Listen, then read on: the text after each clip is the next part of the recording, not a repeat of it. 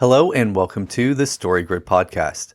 My name is Tim Grawl. I'm the host and I am a struggling writer trying to figure out how to tell a story that works. Joining me shortly is the creator and founder of Story Grid, Sean Coyne, and an editor with over 30 years of experience. Along with him is Leslie Watts, the editor-in-chief of Story Grid Publishing, and Danielle Kwiatkowski, the chief academic officer of Story Grid University. In this episode, we keep looking at the short story that I wrote based on Eyewitness by Ed McBain, and now we start going through the 624 analysis and looking at how my short story diverged from Eyewitness.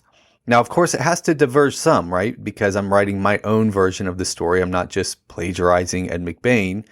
But at the same time, we don't want it to diverge to the point that I'm not using it as a masterwork guide.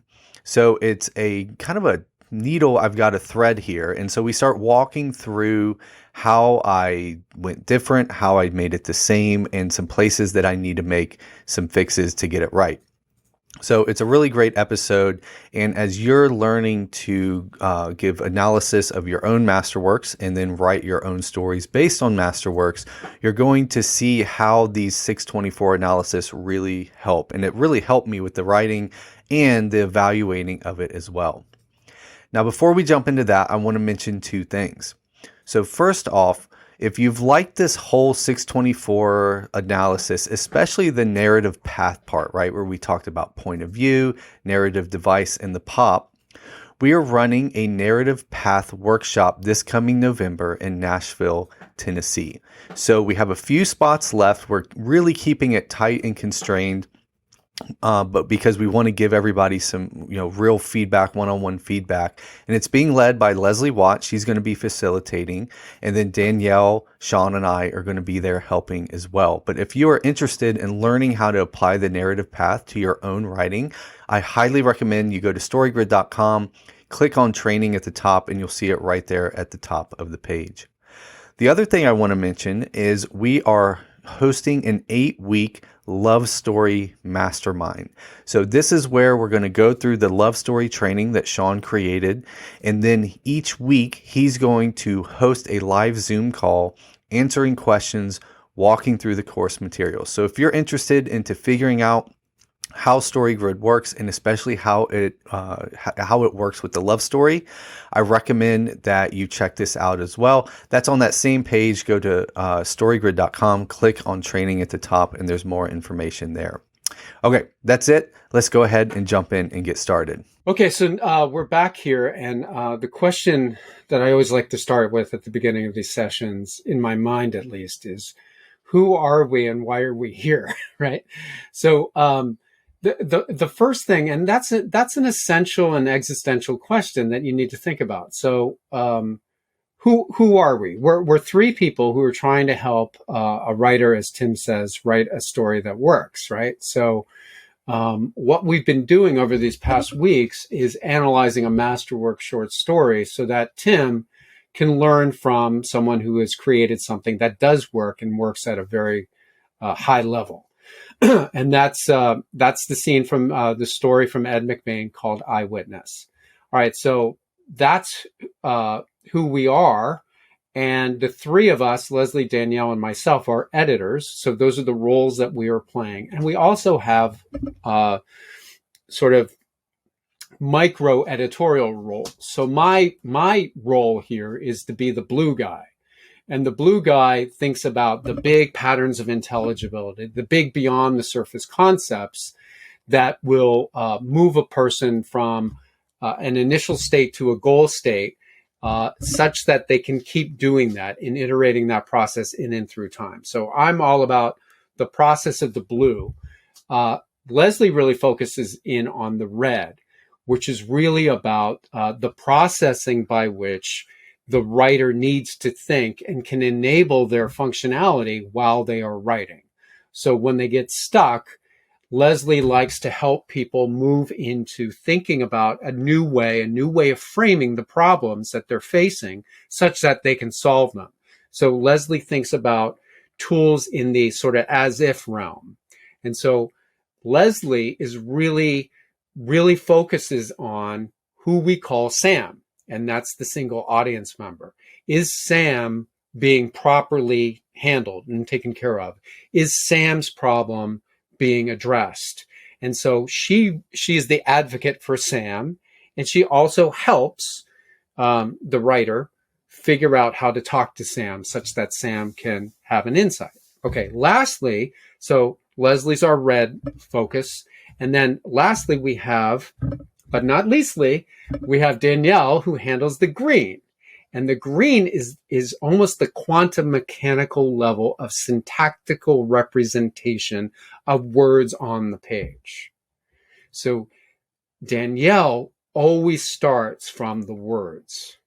What are the words telling Danielle? How is Danielle able to analyze the choice of words such that the signal energy that the writer is sending to Sam is accurate and is fluctuating and is variant and is interesting, exciting, intriguing, and meaningful? So Danielle really looks at what's really on the page here, because your intentions are all well and good, but what's on the page is the only signal that Sam can actually evaluate.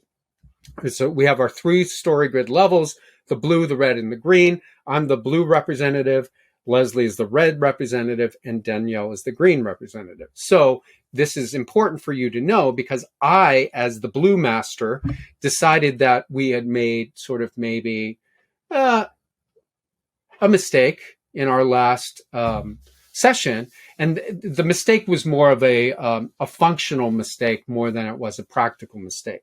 So the function of this particular series of episodes in our podcast is really to get Tim to be able to execute a masterwork scene with the greatest parallel or symmetry to the master artist, which is Ed McBain.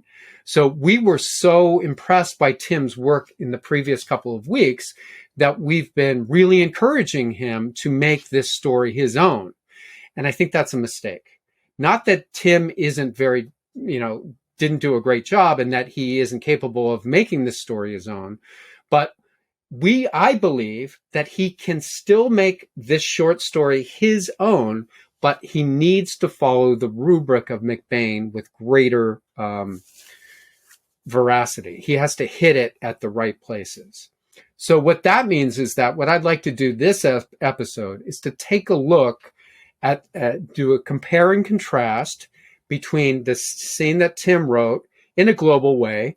Maybe we'll get into specifics at the later part, and Danielle can bring out her quantum mechanical sheets and we can get into the beats. But what we want to do is get a global understanding of where Tim's story differs and where it differs specifically in the trope level from Ed McBain's. And so what we're going to do is use story grid toolboxing, right? So we'll be able to use the 624 to take a look at the differences and similarities between Tim's scene and Ed McBain's short story. And then we can find those, for lack of a better term, error messages where Tim made an error in iterating the patterns that McBain had set forward. And then what I'd like Tim to do is to go back to his work and recreate it such that it matches the Story Grid Toolbox's analysis of Ed McBain. And then we can see, was Tim able to follow the rubric such that he has a closed short story at the end, as opposed to an open scene that is promising additional scenes in the future. So just to remind everybody that the scene that Tim wrote was really good. And what it did is it excited us as single audience members, and it intrigued us to the point that we're expecting additional scenes after we've read it. Whereas Ed McBain, when you read Eyewitness, it doesn't make you think that there are additional scenes to come. Instead, it makes you reflect and go back to the beginning to see what really happened here. So it has a closed system feel, whereas Tim Tim created something that's still open. So a novel has to close, right? It has to end into a whole in order for us to feel satisfied. So with short stories, the same thing. We don't feel satisfied with a short story if it doesn't close. So that's a really key point. And the way McBain did close his short story was a really fun trick, which was the very first sentence closed the story before it even started, which was brilliant. Anyway, so let's go back to our rubric. Let's take a look at the 624 for Tim's scene versus Ed McBain. So what we can do is just run through what we created for Ed McBain and then see if Tim's matches. And then hopefully we'll find those places where there's a mismatch. And then we can investigate into the nuts and bolts of Tim's scene to see where he specifically went off track in the actual word choices and beat inputs and outputs. So what I want to do now is turn it over to the red, and that's Leslie, and she can walk through the global macros of our 624 until we hit these error messages. So this should be fun because we didn't plan this. This was kind of my spur of the moment idea. But just to remind everybody, the goal state of the podcast for Eyewitness is to get Tim to finish the Ed McBain Eyewitness scene with his own work in such a way that it closes in short story in the way that McBain's does versus having an open scene that promises additional scenes in the future. Now, if he wants to take up what he's already written and write a novel or a novella based on it, awesome. We would really encourage that. But that's not the goal state here for what we're trying to accomplish in Eyewitness. What we're trying to accomplish here is to make an argument to all of you listeners that following the patterns of masterwork scenes and short stories is a terrific way to train your ability to be able to execute and write very clear stories in the right now and in the future. So let me turn it over to Leslie now. Okay, Tim. So I've got the 624 for Eyewitness in front of me, and we'll just kind of walk through the steps quickly and then see where your story is departing from that. Because obviously we want variation in the pattern, but we want to make sure that we're functionally recreating it. So we start with the 5 genre leaves, and the first one we start with is the time genre. And so this can be short, medium, or long. So for the Ed McBain Eyewitness story, we have a short story. It's about 1,200 words, and the avatars within it also have a short experience of about 10 minutes. So for your story that you've written, what's the time genre for Sam, the single audience member, how long it takes? And then how does that compare with the avatar's experience of the events of the story? Yeah, I feel like it's the same, right? So my story is 1,415 words, and I would say it happens in the same time frame of like 10 to 15 minutes. Right. Yes. Okay. And so what that means is when we have both of those very closely aligned, we've got a lot of real-time action because we're not having to collapse or expand the story beyond what we're seeing in what's happening. So that's okay. So we're on track with the time genre. The next is the story structure. And the two options here are the arc plot, which is the story of individual transformation, or a mini plot, which is the story of a transformation of the whole system. So for Ed McBain's story, we have an arc plot. It's about the transformation of an individual. And so for your story, what do you think you have going there? I mean, I feel like it's arc plot. It's just focused on a different individual, but we're not getting to that yet. So I would say it's still arc plot focused on the transformation of one individual. Right. I agree. Okay, excellent. So Then we move on to the style genre. And so we have two categories. First, we have drama and comedy, and then we have the mode that follows. No, I've got that wrong. It's the mode first, which is drama or comedy. And then we've got different categories of things like epistolary, literary, and those kinds of things. So for Ed McBain's Eyewitness, we have drama, and then we have epistolary. In essence, it's a police report. It's like journalism. So that's what we have for Eyewitness. What do you have for your story? I feel like I stuck to that for this one as well. So definitely drama. And I tried to keep that in mind, that this was a just the facts sort of police report that he was giving. Okay. So then our fifth leaf of the 5 genre leaves is are the external and internal genres. And we want to focus on the one that's global. So didn't we skip number 4, the reality genre? Yes, we did. Thank you for catching that. Sorry. I'm getting excited. Okay. So for what is the reality genre? And we have, for Ed McBain, we have realism. So we have causes and effects that reflect our world and our experience. So what do you have going on in your story? I had the same as well with realism. Right. Yep. I totally agree.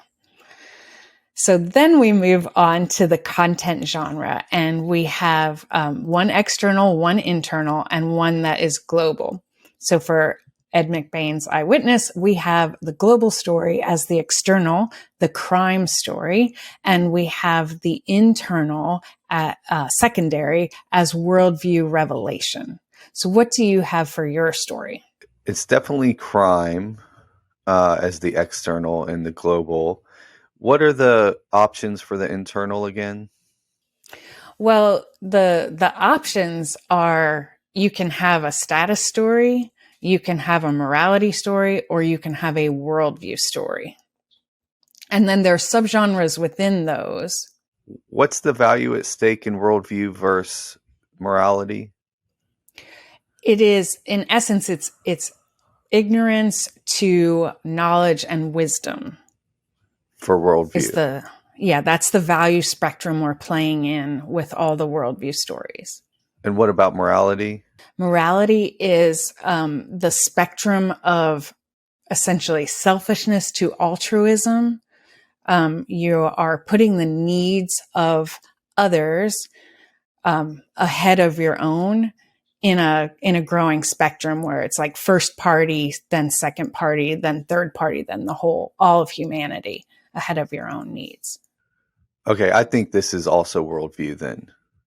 Okay, so it's a shift in how the protagonist is viewing their situation, the world, the lens through which they're seeing it. That makes sense. Yeah, because it's the naivete masked as sophistication is the, I guess we'll call it the negative end of that spectrum.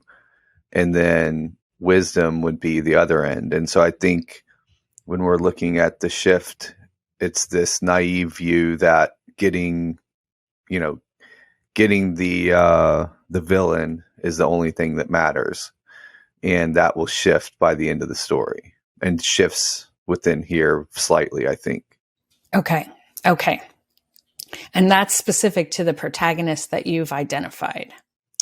Yeah, that we identified in the last 2 episodes. Right. Okay. So we'll want to keep that in mind as we move forward. That finishes the 5 genre leaves, and we move on to the POP, which is our proposition of possibility. And this is, I didn't mention this before, but the 5 genre leaves are in the blue level of the 624. The POP is as well. So these are dealing with eternal patterns. The 5 genre leaves are part of the governor function, right? How we're constraining the space. And then the POP is the generator function. This is what we're generating out of the constraints of the 5 genre leaves. choices that we have from the story. So with the proposition of possibility, we start with the context, and this is the whole system setting for the story. And what we mean by that is, we want to know when and where this is taking place. We want to know what kind of system it is. Just, we want to boil that down. And then we want to understand what the double factor problem is that arises from that context, that the protagonist and all the other avatars are going to have to deal with. So in the Ed McBain story, we have a criminal justice system around 1950 in a big city. So we're in a police department building, right? And then we have the description of the setting, the system that we're operating within. We've got this tight military structure. We've got detectives that are in the middle, and we have a lieutenant who's overseeing them. So we have definitely very specific levels that the individuals are operating under. And then the double factor problem that we have is that there's discretion within the hierarchy. So we have this tightly ordered system, but this chaotic element because there is discretion. And so that gives rise to the possibility for corruption and tyranny. So, and within that story, we can tell that retribution and vengeance are a real problem, right? It's not a very, it's not a good predictive processing system where we trust that the bad guys are going to go to jail and the good guys are the ones who are putting them there. Okay, so that was a lot. But when you think about your context, where and when do we have this story arising? So I would say the criminal justice system is the same. The police have military structure type hierarchy is the same. Detectives are in the middle and the captain's overseeing them. That's all the same. The time period is modern day, so 2022. The location is more specific. So instead of a big city, it's specifically Nashville. And then the discretion within the hierarchy, the possibility of corruption and tyranny, retribution and vengeance. I wouldn't say in mine it's not widespread. It's more particular to the captain. So I don't think I indicate that this is a widespread problem within the system. I guess it depends, right? So I think it would be from the viewpoint of Randall, the homeless guy, that there's plenty of corruption and tyranny within the police department. But I think from the protagonist point of view, it's centralized around the captain. So just more of one person, not the whole department or the whole system. Okay. So one of the things we want to make sure we're doing with the context is that the double factor problem, every avatar within that context has to be dealing with it in some way. So even though they might have a different view of the context, a different perspective, each individual avatar, they will have to be wrangling with the fact that there is this tightly ordered system in which there is also discretion. Right. So that's something we want to make sure is coming out. So in some way, the protagonist and all the other avatars have to be responding to that. And part of the reason we have that is because Sam is looking at the whole problem space, and the author who is trying to help Sam solve a problem isn't telling Sam exactly what to do, but is showing different versions of different approaches to dealing with the problem. And so that's why everybody in the context has to be grappling with it in some way. Well, this is talking about like the way that you have it written now. So something that I'm noticing here is that when we go over the 5 genre leaves and you talk about worldview, the nature of the revelation is different the way that you have it written now. So you have in Eyewitness, the revelation is corruption is much deeper than we thought it could be. And that's not your revelation here. The way that you're talking about the story, you're talking about the story as homeless people are people too, is the revelation that people are coming to. And so that's for Sam, is that basically these disenfranchised groups are also agentic beings that we should see value and know. So when we think about the contextual problem, what I'm seeing in your context is that everyone should be grappling with, like, when are people tools and when are they people? So that's the connection that I'm seeing there. Just because the revelation is different, I'm seeing a different contextual need there. So instead of the corruption and tyranny, it's more about how justice is meted out. It's kind of the same thing, but it's who is like allowed to get justice, or who do we think is important enough to actually get justice for, those sorts of things. Right. So as the artist, right, at the top of this, we have the author who's part of the narrative device, but as the artist, this will be the message you're trying to send, right? The thing that you want to illuminate for a mass audience as part of sharing your story. And so if that's what, what Danielle was talking about is what emerges from the story as written. So then you can go back and think about, is that the message I want to send? And do I want to tweak it?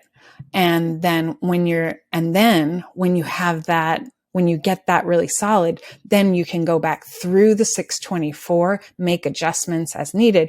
And then those go directly into the text and help you to make adjustments there. Yeah, I like it the way it is. It was one of those that I didn't realize that's what I was talking about until we started talking about it as a group and responding to it. And, I think I liked it. I'm happy with that. If we can leave that while still hitting the rubric of eyewitness, I'd be happy to leave that. Okay, great. So that is, that's already going to give us some more clarity as we move down the 624. And then as we look at the text, because we can look at, for example, word choice, right? We're going to want to be, illuminating things that we're using words that show how we're looking at people. Right. So this story, it's a crime story, but it's a crime story that underneath is showing Sam, how do I deal with people? How am I treating people? How am I, how do I take them into account and all of that? So that is wonderful. Because I think, if I may say a little sidebar, that's totally on brand for you and makes sense. So I love that. And I love the clarity that Danielle brought to that, by helping us really focus. So then if we think about, we've got Nashville Police Department, contemporary, then we've got, we still have this military structure, but it's a military structure that also puts people like Randall way at the bottom of the hierarchy, right? There are taxpayers and there are not taxpayers, to reference what the words Ed McBain used in Eyewitness. And Randall's not even a taxpayer. Right. So that hierarchy that we've pulled from Eyewitness, you can use and apply, and we're fulfilling the function of that within your variation on that pattern. So instead of retribution and vengeance and that deep corruption, it's more of an individual corruption, right? And institutional, but in how they see people as not people. Retribution and vengeance is directed, and this is more indifference. Yeah. Okay. So we've got a great, very specific context. And then we want to see who is the protagonist. And we start with a very blue level of who the protagonist is. That is the pattern or the role. And we want to see, is the protagonist a fish out of water, or are they an indigenous member of the pond? Right. Now, we've already talked about how in the eyewitness example, that the protagonist is Struthers, who is the witness, not the detective. And we've talked about how in your story, really Watson, who's the detective, emerges as the protagonist. So if you, we identified Struthers in Eyewitness, the witness, as a fish out of water, right? When he goes into that precinct, he is not, he doesn't know how to navigate. It's new and unexpected to him. Now, do you see how by choosing Watson, we're not fully meeting that pattern because Watson would be an indigenous member of the Nashville Police Department. Right. Yeah. So he's not a fish out of the water. He's a defender of the pond. Right. Right. So, and that's why we have in Eyewitness, we have him operating. We have, Capelli, who's the detective, operating in the role of the member of the pond and the defender. And so we'll want to shift the story in order to still accomplish this, the function of the context that you really want, this, when are people too? But we're going to shift it, the protagonist, to the witness, or put the witness in the protagonist role. Can I jump in here for a second? Because first of all, what you guys are doing is fantastic. And the revelation is, delineation is perfect. So the bottom line here is you're going to have to do a switch out. You're going to have to switch out your protagonist from Watson to Randall. And Randall, it's critical that you do this. Why? Because your revelation is that homeless people are people too. So the only way for Sam to experience that homeless people are people too is to put Sam in the shoes of a homeless person. Because then Sam will be able to see the world through the eyes of Randall, as opposed to constantly seeing the eyes through Watson. So your revelatory controlling idea for your story works extraordinarily well for the pattern that McBain generated in Eyewitness. So what I'm talking about are technicalities, but I would like you to just sort of throw in and just trust us that we have to switch out the protagonist from Watson to Randall. And we have to do it at the exact same beat time that McBain did. Because we're going to trust Ed McBain here. Because what he did was he probably went through a million drafts to come up with that perfect Kairos moment when he does switch out the protagonist, such that Sam is ready for that shift, because it can be too jarring for Sam. If it's like when you watch a movie and they make a rapid cut in the editing, it can be jarring to the sensibility of the audience. So McBain chose the perfect moment in the perfect beat to make that switch out. And Danielle has the technicalities of how to do the switch out. And she also knows exactly what input or output and what beat McBain did it. So what I recommend is that the protagonist shift, as Leslie points out, we need to shift the protagonist from Watson to Randall, full stop. And we need to do it at a specific time, at a specific beat in your story that maps onto the specific time and the specific beat that McBain did. And I'd like you to just take a big pill of, I'm just going to do what they tell me to do and we'll see what happens, and not try and argue about it, because this is an experiment.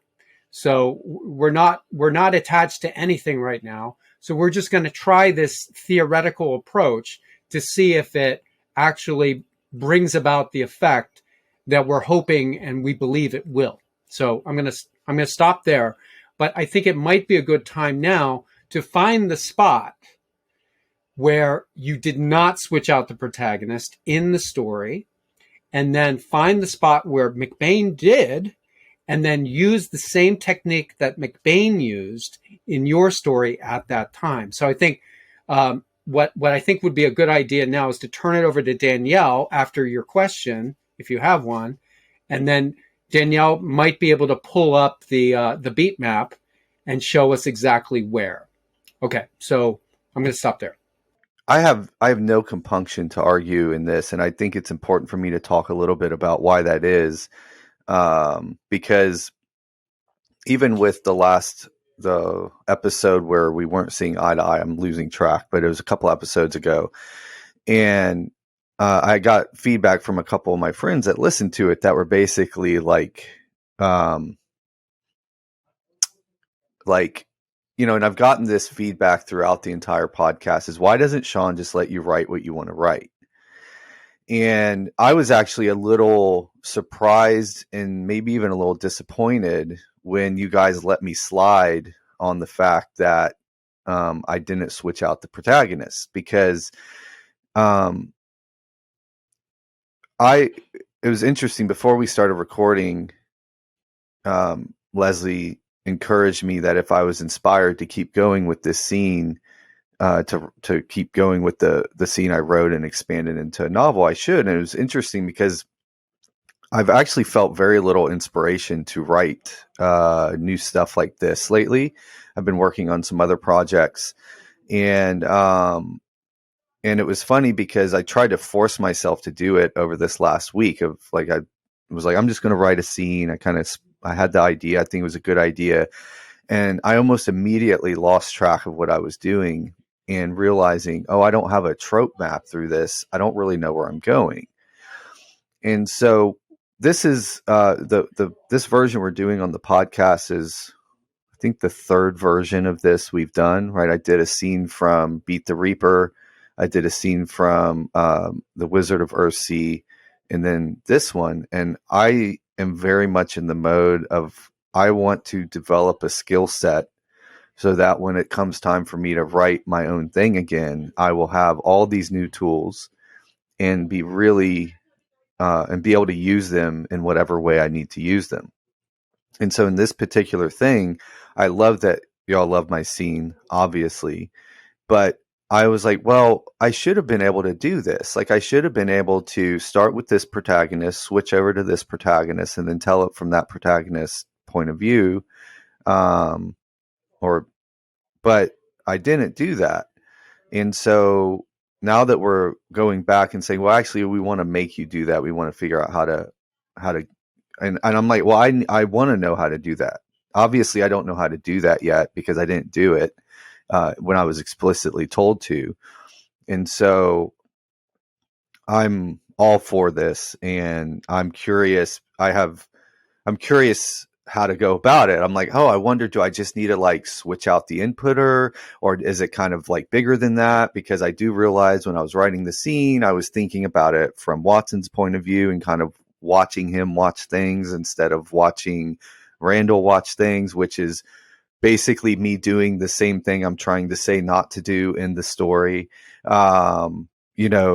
which is look at it from people's point of view that I'm not familiar with, right? So I'm all for this, but I think it's important to talk about it because I am not ready to just write what I want to write yet. I'm not good enough yet. And so the whole reason we're going through this is to just get me a skill set that will allow me to go off and write the things I want to do in the future.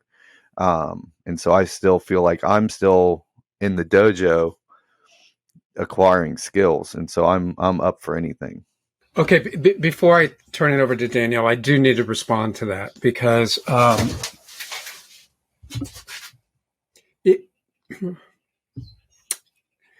there is a very delicate process when you have knowledge that other people do not have.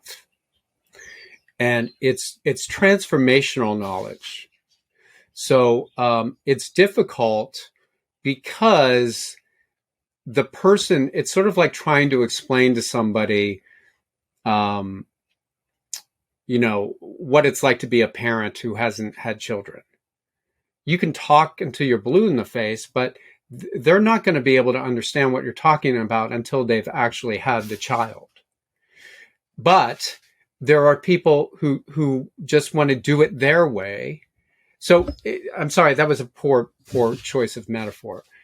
My point is that when you are mentoring and you're taking on the role of mentor, you have two tools that you have to carrot and stick, right? So the carrot is all about, hey, you're a special person who is capable and you have a lot of potential, and I want to support you in your pursuit of knowledge. And so I want to encourage you to keep walking the path.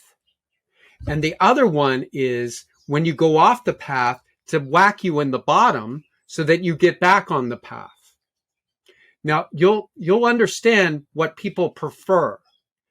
Oh, you like that other path. Okay, let's go down that path. Oh, isn't this pretty? That's really nice. Oh, look at you. Look, you found a flower on this other path. Meanwhile, that path leads over a cliff. And then you fall over the cliff, and I stand over the cliff going, sorry you fell over the cliff. And then you're like, well, you told me that I wouldn't go over a cliff. So the point is that your friends who say, why doesn't Sean let you write what you want to write? The problems occur when I do let you write what you want to write.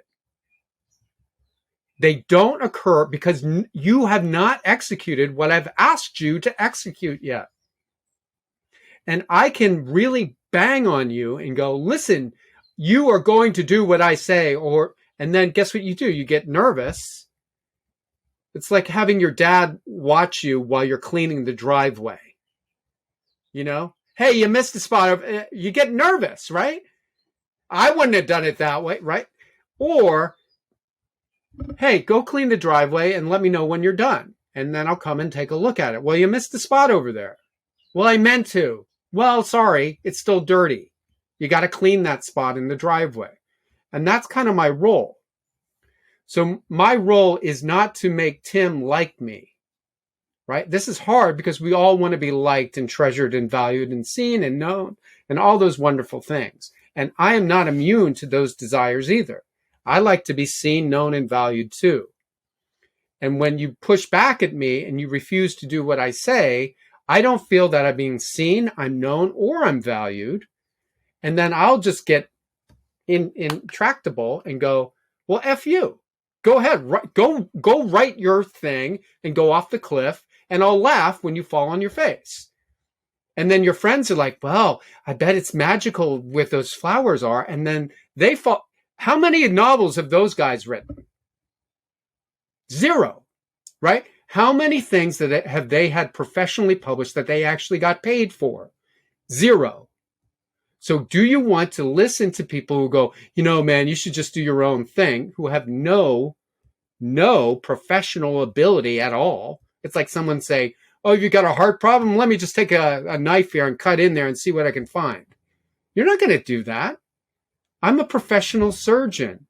If you want your heart operated on, I'm the guy to hire. And it's going to hurt.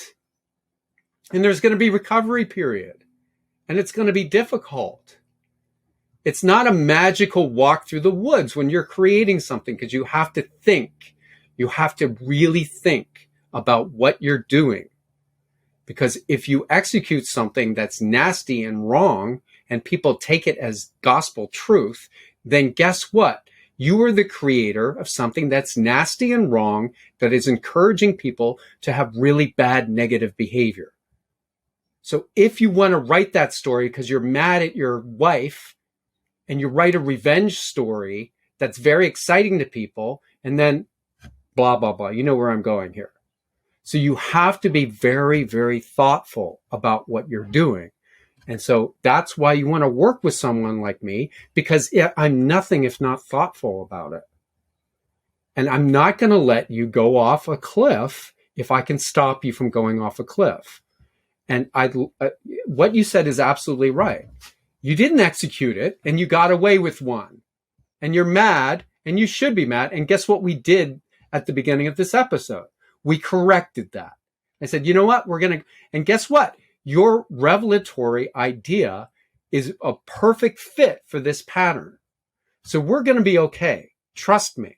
And you're going to find out that you can write a story that's really, really good, saying what you want to say, and with the beautiful help from Ed McBain as your guide.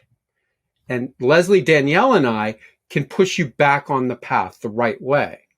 And it's hard, but I'm going to turn it over to Danielle now, because she can do the quantum mechanics of figuring out exactly where you need to switch out this protagonist. But I couldn't help myself. But when people say, why doesn't John let you write what you write? These are people who have never written anything worth value. I'm sorry, they haven't. Because that's not the way the world works. You don't create anything of value if you don't suffer a little bit, if you don't feel some pain.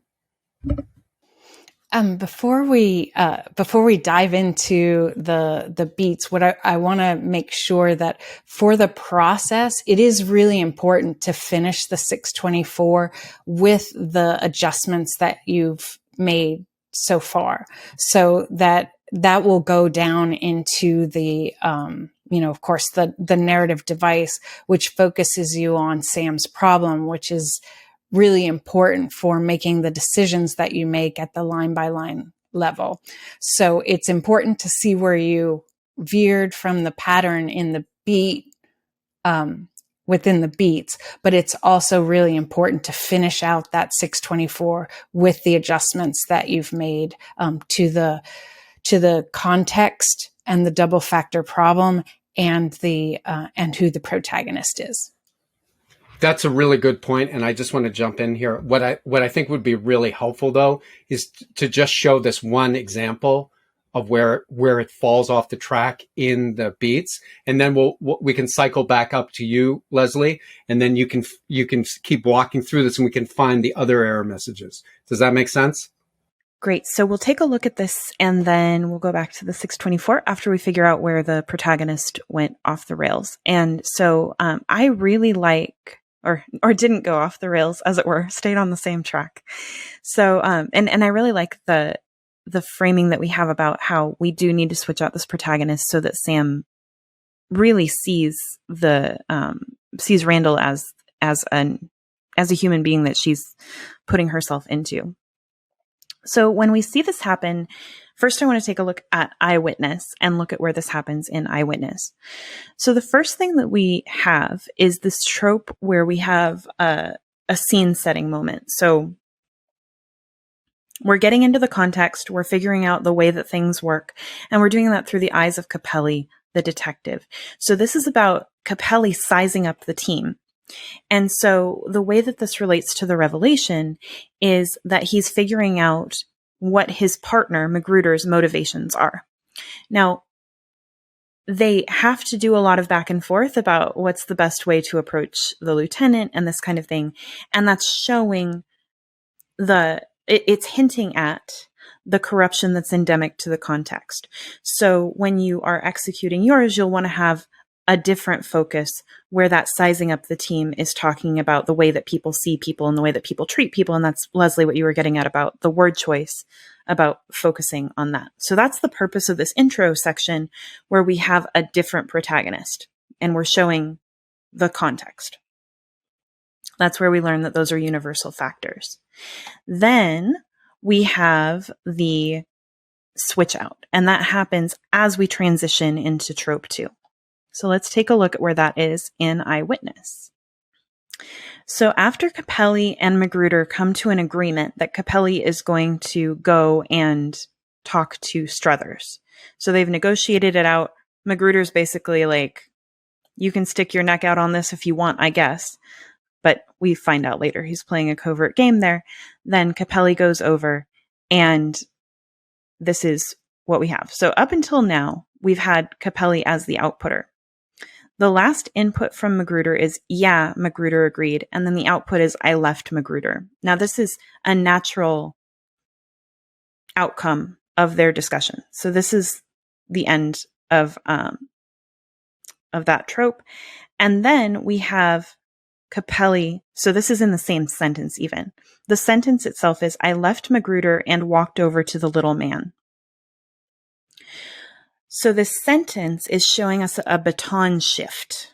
So I left Magruder, I turned my attention, I walked over to the little man, to Struthers.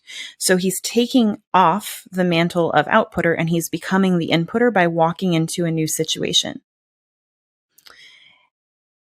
Then the output is, he looked up when I approached him and then blinked. So what kind of a beat does that look like? I mean, it's an active build-up because he walked over to the little man, and then the output is, he looked up when I approached and blinked. Okay, so do you think that... Unless, is he freezing there? Or, yes. Okay. Yeah, he's freezing. So it's a breakdown. Yes. And so what he's encountering is this novel input to him. Now, ordinarily, when we have the introduction of a protagonist, you have a new protagonist at the beginning of the novel, you don't want to see them freeze too quickly because you're going to, you don't know them well enough yet. You don't have the foundation to understand what's going on with their freeze. So here, this is a very early freeze. This is the first time we really meet Struthers, and he's freezing right away. So what is this doing for us? Well, one is that we have the foundation already a little bit because we know from Magruder that he's refused to talk to anyone in the police department except the lieutenant before this. So we have a little bit of context to understand this freeze. So through the contextual setting, we get a little bit of foundation that helps us cheat a little bit and get an early freeze. But why do we want to do that? We want to do that because a freeze is a very powerful moment to really knock Sam into the role of that protagonist because she's experiencing novelty too. So having this powerful moment early on, the breakdowns are great for creating that empathy and creating that parallel bond between Sam and whatever avatar is breaking down. And that's why you want to use them sparingly and only for avatars that are very important. And this avatar is very important. So right here, this is where we're seeing the introduction of Struthers as protagonist. And we're doing it through that powerful freeze moment. And then we're going to see that carry through until the end when we get the switch back.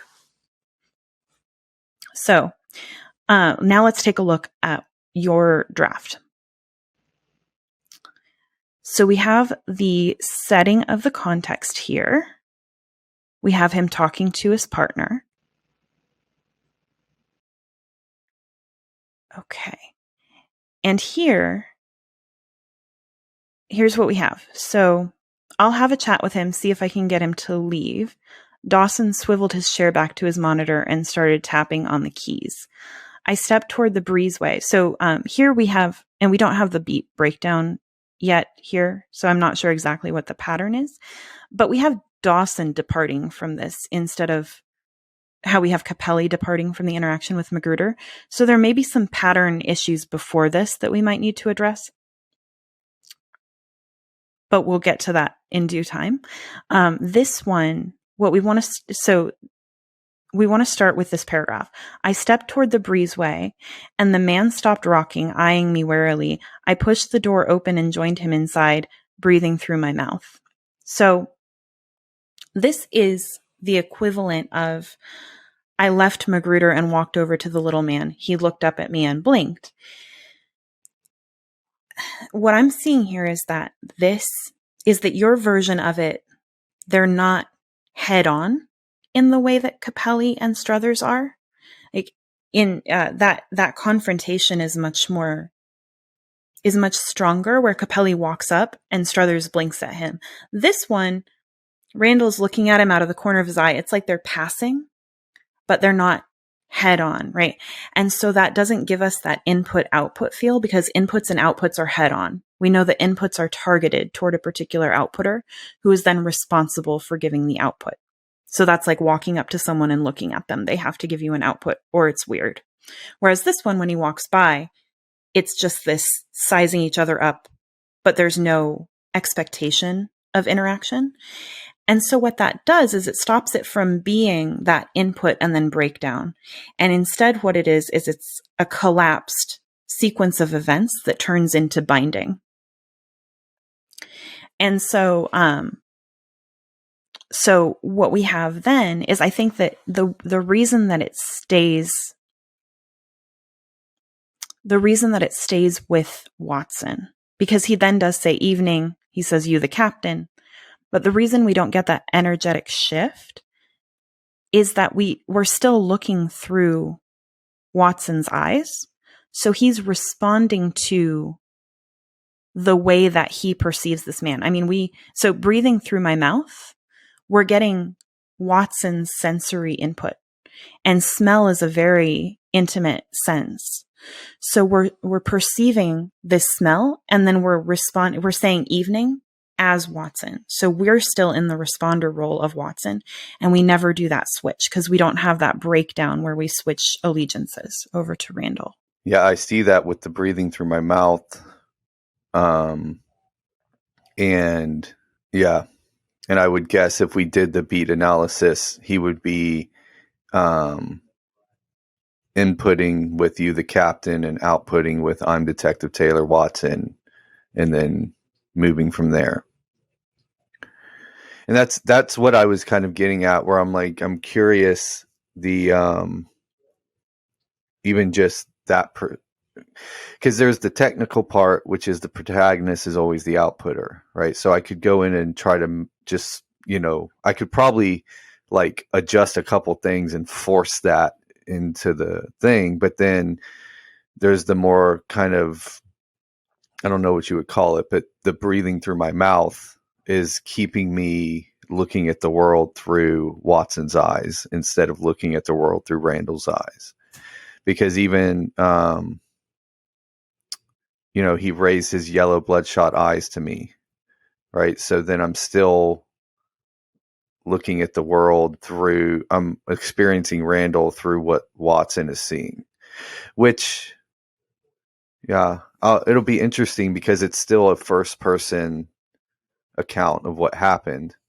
Just to pipe in here, the breathing through the mouth, Danielle brilliantly, this is very much about attaching evaluative qualia to the narrative, right? Remember what Leslie was saying. You made a choice to write a story that is dramatic, epistolary. It's like a police report.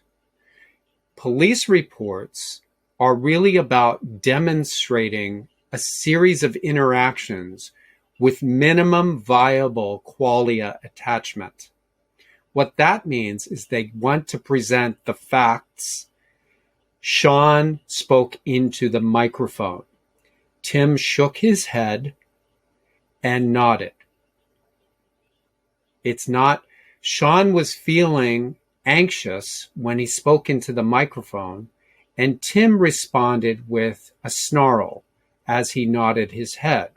The differences between those two are the differences between demonstrative indexicality of present moment as best captured by a narrator versus qualitative analysis of the internal subjective experiences of each of the avatars.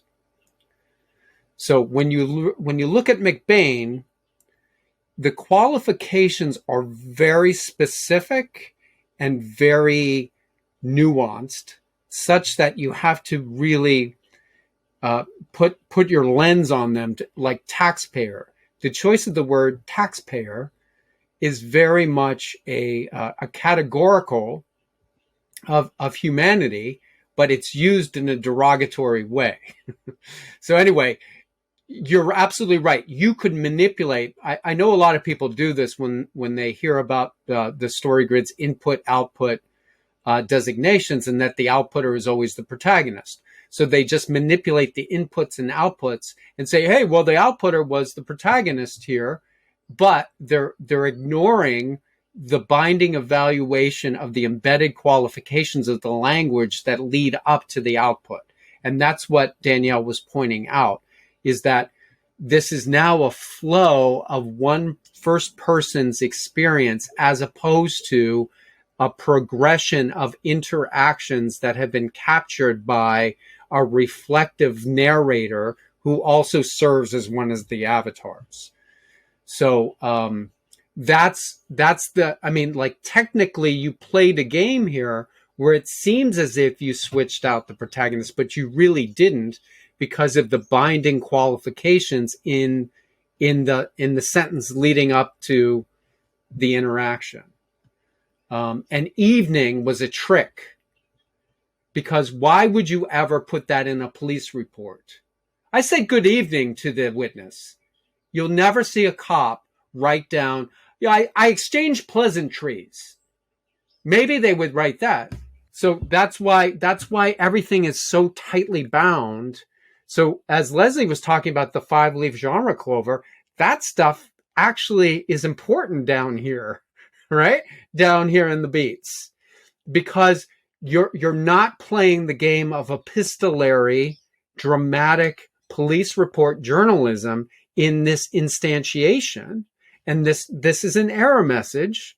And what this error message does is it mucks up your transfer of protagonist, so that Sam can't see the world through Randall's eyes, because she can only see it through the evaluations of Watson. So Tim, we've discovered through going through the 624 that we had a discrepancy in the protagonist. We found that we were dealing with an indigenous member of the pond versus a fish out of water.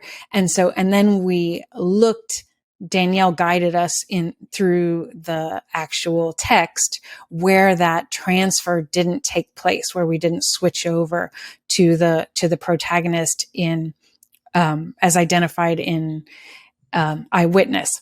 So instead of going through and forcing you to generate new or adjusted options for the 624, what I suggest is that you take what we've done here, where we found an error message in the 624, found it in the text, and go back and finish the 624 and see where you have departed from the pattern.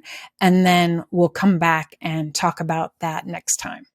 Should I do the same thing where when I find the places I departed, to go into the text and try to identify those as well? If that's, I'm sure that's probably not relevant on all of them, but if it is, yes, because that will begin building your to-do list when you're rewriting the scene. But we don't want you to rewrite the scene yet. We want to go through the 624, lock in all those options based on your adjustments to the context and the double factor problem, and then we'll come back and review those and then have you write your draft. Thanks for listening to this episode of the StoryGrid podcast. For everything StoryGrid related, check out storygrid.com. Make sure you sign up for the newsletter, subscribe to our YouTube channel, and make sure you don't miss anything that we're doing inside the StoryGrid universe. As I mentioned, we're hosting the Narrative Path Workshop this coming November, and we're hosting the Love Story Mastermind, and you can see all of that at storygrid.com/training. Thanks as always for listening to the StoryGrid podcast. You can help us out by going to Apple Podcasts, leaving a rating and review. If you want to check out the show notes, the transcript for this episode, any past episodes, all of that is at storygrid.com/podcast. Otherwise, thanks for listening, and we'll see you next week.